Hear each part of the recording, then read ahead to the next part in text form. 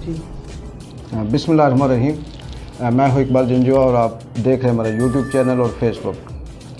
नाज़रीन, मैं आज आपको एक छोटी सी एक कहानी सुनाता हूँ और उसके बाद आप अंदाज़ा करिएगा कि हमारा ये जो निज़ाम है वो किस तरह से चलता है।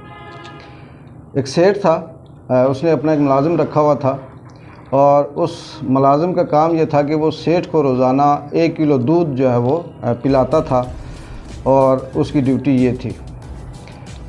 वो मुलाजिम रोज़ाना अपने सेठ को दूध पिलाता और सेठ सुबह उठता और ड्यूटी पे चला जाता और शाम को आता और फिर इस तरह से ये सिलसिला चलता रहा। कुछ दिन गुज़रे तो किसी ने सेठ से शिकायत की कि सेठ साहब, ये जो आपका मुलाजिम है ये दूध में कुछ पानी मिलाता है और आपको खालिस दूध नहीं पिलाता।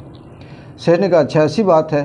तो सेठ ने ये किया कि मुलाजिम के ऊपर एक और मुलाजिम रखा और उसे कहा कि तुम इसको चेक करना कि ये दूध मुझे खालिस देता है या इसमें मिलावट करता है। कुछ दिन गुज़रे तो वो जो मुलाजिम था उसने 1-2 दिन तो सही ड्यूटी की।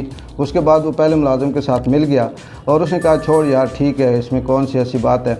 उसने ये किया कि पाव दूध मैं पीता हूँ, पाव तुम पियो, आधा किलो बच जाता है और इसमें आधा किलो पानी मिलाते हैं और सेठ को किलो दूध पिला देते हैं। यह सिलसिला फिर चलता रहा। किसी ने फिर शिकायत की कि सेठ साहब, ये जो मुलाजिम आपने रखे हुए हैं ये दूध खालिस आपको नहीं पिला रहे। सेठ ने कहा अच्छा ऐसी बात है।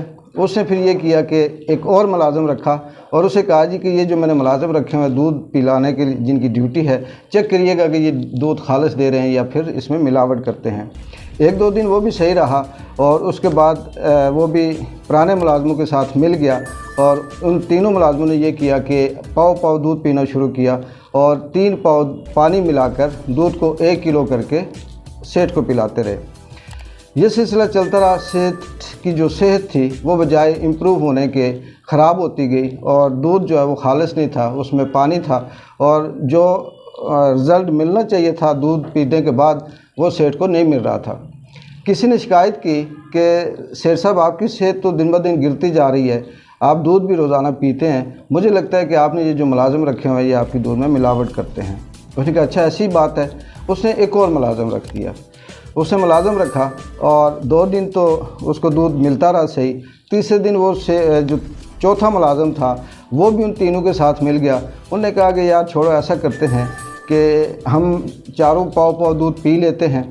तो ऐसा करते हैं कि सेठ जब सोएगा तो उसकी मूँछों के साथ हल्की सी दूध की जो मलाई है वो लगा दिया करेंगे और सेठ को कहेंगे कि जी हम आपको दूध पिलाते हैं। ये सिलसिला चलता रहा। दूध वो चारों के चारों पीते रहे और सेठ इसी तरह जब 4 मुलाजिम रखे तो उसके हिस्से में कोई दूध नहीं आया और सेठ की सेहत गिरती रही। वक्त गुजरता गया, सेठ कमज़ोर होता गया। तो सेठ के जो साथी थे उन्होंने कहा जी कि सर आपकी सेहत बहुत कमज़ोर हो गई है और इस हवाले से आप देखें।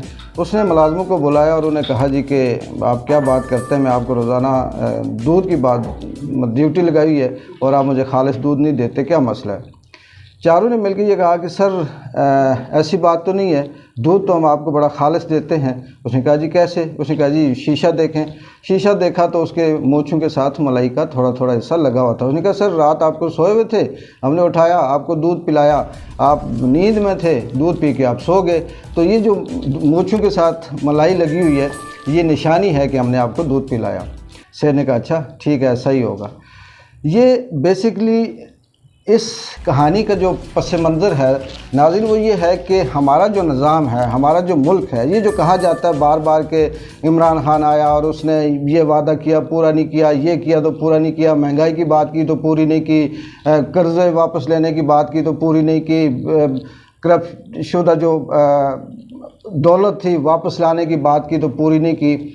असल में इसमें मैं ये कहूँगा कि किसी हुक्मरान का या इमरान खान का कसूर नहीं है।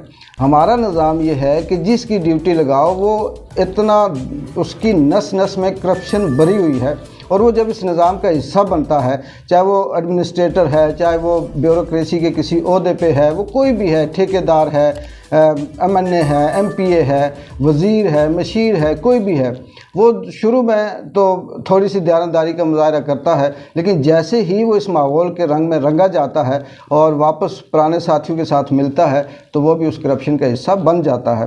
اور اس طرح سے وہ جو توقعات کی جاتی تھی یا وہ جو بات کی جاتی ہے جی کہ یہ چیزیں کم نہیں ہوئی، وہ اس لیے نہیں ہو سکی کہ وہ بھی اسی چیز کا، اسی حالات کا حصہ بنتے گئے، اور یہاں پہ مہنگائی اسی طرح ہوتی رہی، مافیا اپنا کام کرتا رہا، اور ساتھ کرپشن بھی ہوتی رہی۔ یہ کہا جا رہا ہے کہ عمران خان کو اس چیز کا نہیں پتہ یا اس کو اس چیز سے وہ بے خبر ہے۔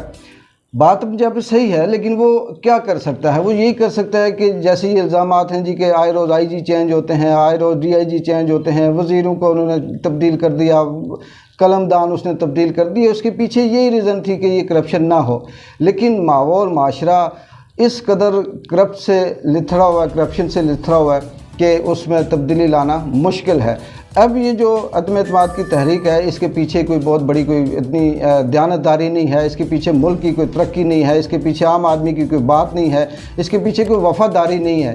اس کے پیچھے صرف یہ ہے کہ اس نظام کو واپس لانا ہے جس میں ہم کمیشن لیتے تھے، جس میں ہم کھاتے تھے، جس میں ہم یہ کہتے تھے کہ جی ہمارا حصہ ملے۔ چند ایک لوگ تھے جو کسی بھی حکومت کے ارد گرد گھومتے تھے اور ان کو اپنا حصہ ملتا تھا، ان کو پلاٹ ملتے تھے، ان کو بعض کی جائیدادیں ملتی تھی اور وہ اپنا نظام چلاتے تھے۔ باقی جو مہنگائی کی بات ہے، ماضی میں سبسڈی جو دینے والی بات ہے، وہ پہلے بھی میں بات کر چکا ہوں کہ اس میں یہ تھا کہ یہ ماضی کی حکومت قرضے لیتی تھی آئی ایم ایف سے، اسی سے سبسڈی دیتی تھی، اسی سے خود بھی کھاتی تھی اور عوام اس طرح سے چپ تھی۔ اب عمران خان جب آیا، اس نے کرپشن بند کرنے کی کوشش کی، اس کے جتنے ایڈمنسٹریٹر تھے، جتنی انتظامیہ تھی، جتنے وزیر مشیر تھے، ان کو اس نے کھانے سے منع کیا یا سختی کر دی۔ اب ان کے پاس ایک ہی راستہ بچا تھا کہ اس سے کسی نہ کسی طرح سے جان چھڑائی جائے۔ کی جو اپڈیٹ ہوگی وہ انشاءاللہ نیکسٹ پروگرام میں آپ کو بتاؤں گا۔ تب تک کے لیے اجازت دیں، اللہ حافظ۔